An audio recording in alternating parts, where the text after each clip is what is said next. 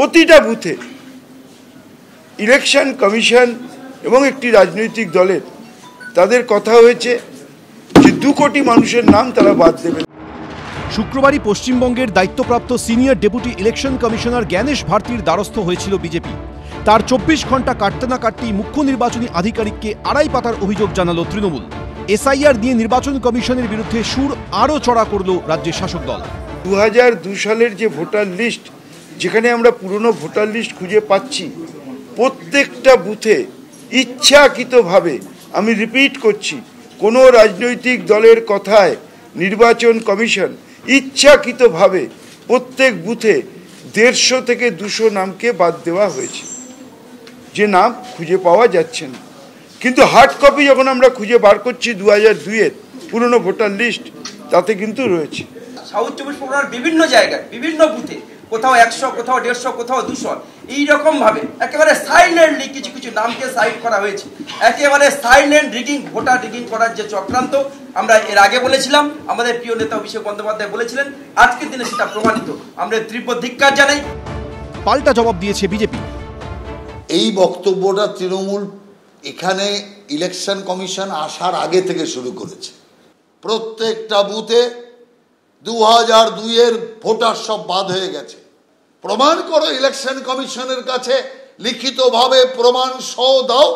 SIR 2002-এর connection চায়।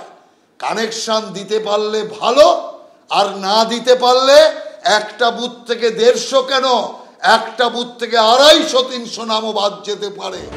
এদিকে এই আবহেই ভোটার তালিকায় বিস্তর গরমিলের অভিযোগ উঠেছে নদিয়ার রানাঘাটে। 2002 সালের ভোটার তালিকায় ছিলেন 3 নম্বর ওয়ার্ডের বাসিন্দা গঙ্গাবালা কর্মকার। হাতে থাকা হার্ড কপিতেও রয়েছে নাম। অথচ অভিযোগ, কমিশনের ওয়েবসাইটে সদ্য প্রকাশিত তালিকা থেকে কার্যত উধাও হয়ে গেছেন।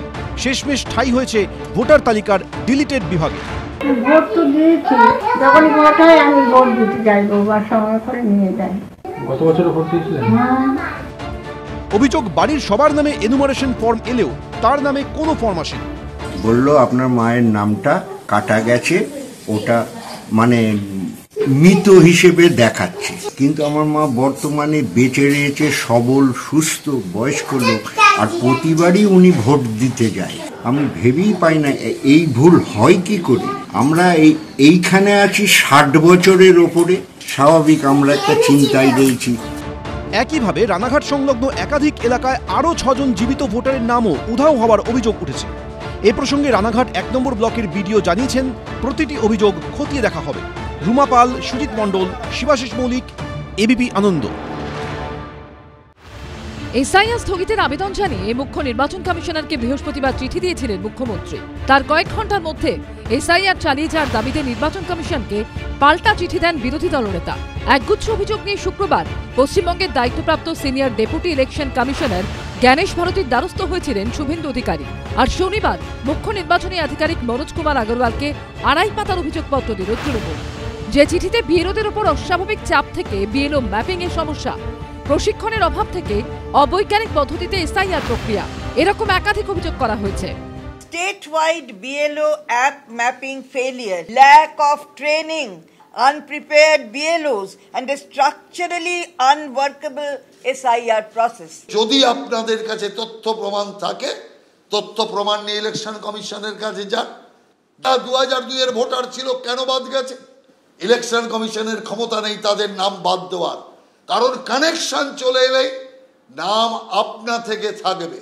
সেই কারণের জন্য লোক ঠকানোর এই বিবৃতির বুদ্ধি এখন বন্ধ করুন। প্রথমে বাড়ি বাড়ি গিয়ে এনুমারেশন ফর্ম বিলি, তারপর পূরণ করা ফর্ম সংগ্রহ, শেষে ভোটারদের সেই তথ্য তুলতে হচ্ছে বিএলও অ্যাপে। বিএলওদের একাংশের দাবি, এই কাজের মধ্যে রয়েছে অসম্ভব মানসিক চাপ। যেমন হুগলির পান্ডুয়ার বাটিকা বৈচি গ্রাম পঞ্চায়েতের বাসিন্দা, পেশায় স্কুল শিক্ষিকা সুমিতা মুখোপাধ্যায়, যিনি বিএলওর দায়িত্ব সামলাচ্ছেন, কিন্তু এসআইআর এর কাজের চাপে এইভাবে কান্নায় ভেঙে পড়েছেন।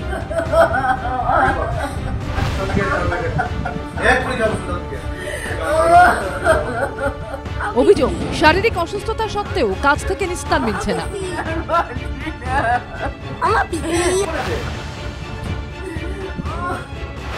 এসআইআর এর চাপে উত্তর দিনাজপুরের এক বিএলও গুরুতর অসুস্থ হয়ে পড়েছেন বলে দাবি। ভর্তি করা হয়েছে হাসপাতালে বেডে বসেই এসআইআর এর কাজ করছেন তিনি। অন্যদিকে গুরুতর অসুস্থ হুগলির কোন্নগরে তপতি বিশ্বাস নামে এক বিএলও, বর্তমানে কলকাতা মেডিকেলে ভর্তি। অভিযোগ, এসআইআর এর কাজের চাপেই তার এই অসুস্থতা। শনিবার বিএলওর পরিবারের সঙ্গে কথা বলেন মুখ্যমন্ত্রী। তপতি বিশ্বাসের স্বামীর হাতে তুলে দেওয়া হয় 1 লক্ষ টাকার চেক। অনেক সময় চাপে পড়ে ভুল করে বা অনিচ্ছাকৃত ভুলের জন্য অনেক ভুল ডেটা এন্ট্রি হয়ে গেছে বিএলও অ্যাপে, সেগুলোকে কারেকশন করার জন্য সময় দেওয়া বা সুযোগ দেওয়া হোক। তারা এডিট অপশনটা চালু করেছিল, হঠাৎ করে গত পরশুদিন সন্ধ্যাবেলা থেকে এডিট অপশনটা নেই। রাত 12টার পরে সার্ভারটা অ্যাক্টিভ হচ্ছে এবং ভোরবেলা পর্যন্ত সার্ভারটা ঠিক থাকছে। আমরা ইলেকশন কমিশনকে বলেছি যে আপনারা সব জায়গায় কথাবার্তা বলে যারা যারা মারা গেছেন তাদেরকে যথেষ্ট ক্ষতিপূরণ, আমরা এর আগে বলেছিলাম যে 50 লক্ষ টাকা করে ক্ষতিপূরণ এবং পরিবারে একজনকে চাকরি দেওয়ার ব্যাপারে এটা করা যায় কিনা আপনারা একটু উদ্যোগ নিন। অন্যদিকে গত বৃহস্পতিবার কাজ শেষ করে বাড়ি ফেরার সময় পথ দুর্ঘটনায় মৃত্যু হয় কোচবিহারের শীতলকুচির বিএলও ললিত অধিকারী। রাজ্য সরকারের পক্ষ থেকে মৃতের পরিবারের হাতে 2 লক্ষ টাকার চেক তুলে দেন উত্তরবঙ্গ উন্নয়ন মন্ত্রী উদয়ন গুহ। সৌরভ বন্দ্যোপাধ্যায়, সুদীপ চক্রবর্তী ও শুভেন্দু ভট্টাচার্য রিপোর্ট, এবিপি আনন্দ। এবিপি আনন্দ, এগিয়ে থাকে, এগিয়ে রাখে।